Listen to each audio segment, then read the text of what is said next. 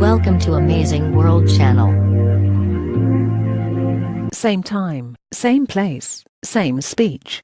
The humiliation is now almost complete. 5 times David Davis has come back to the Commons to report on the progress of his talks with Michel Barnier, and on each occasion the Brexit secretary has had little to say. In the early days, he used to claim that the lack of progress was a sign of how much progress had been made, but now he has lost the will to even bluster.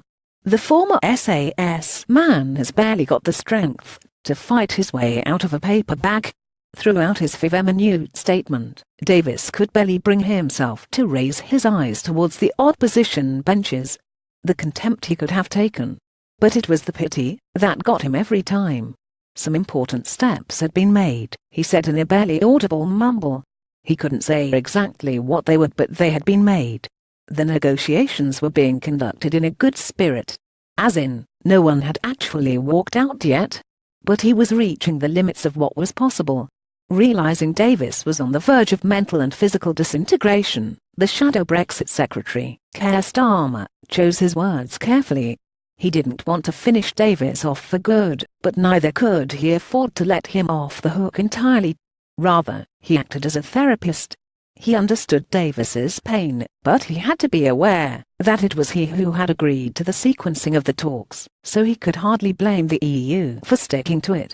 If we weren't ready to negotiate, why had we triggered Article 50 at this point? Davis looked like he might burst into tears. Starmer backtracked a little. Maybe he had been overdoing the tough love.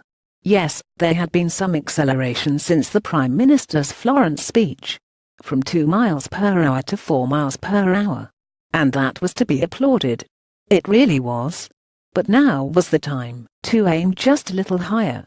Maybe go all out and see if he could creep up to 6 miles per hour. And while he was about it, could he drop the fantasy that no deal was better than a bad deal? This was a step too far for Davis. There was only so much reality he could take at any one time. Vulnerability gave way to aggression. All he does is carp, he said touchily, putting on and taking off his glasses with increasing neurotic energy. He never comes up with any solutions of his own. In his fugue state, Davis had now apparently forgotten that it was the government's responsibility to dig itself out of the hole it had created. It's not true that I talked up a no deal, he added. He just hadn't made any effort to talk one down. There was some respite for Davis from his own benches. Almost exclusively from the likes of Bill Cash, Owen Paterson and Richard Drax, who are even more deluded than he is over Brexit. Shouldn't we seriously consider the no-deal option? Davis nodded his head vigorously. The cunning Europeans were using the negotiations to get as much money as they could out of us. Worryingly, it sounded as if this thought had only just occurred to him. Sometimes, he really isn't that bright. The Labour benches tried to bring Davis back to reality. Business needed certainty, not a cliff edge brought about by government incompetence and infighting. It's a measure of just how out of whack the Tories have become that Labour is now the official voice of business.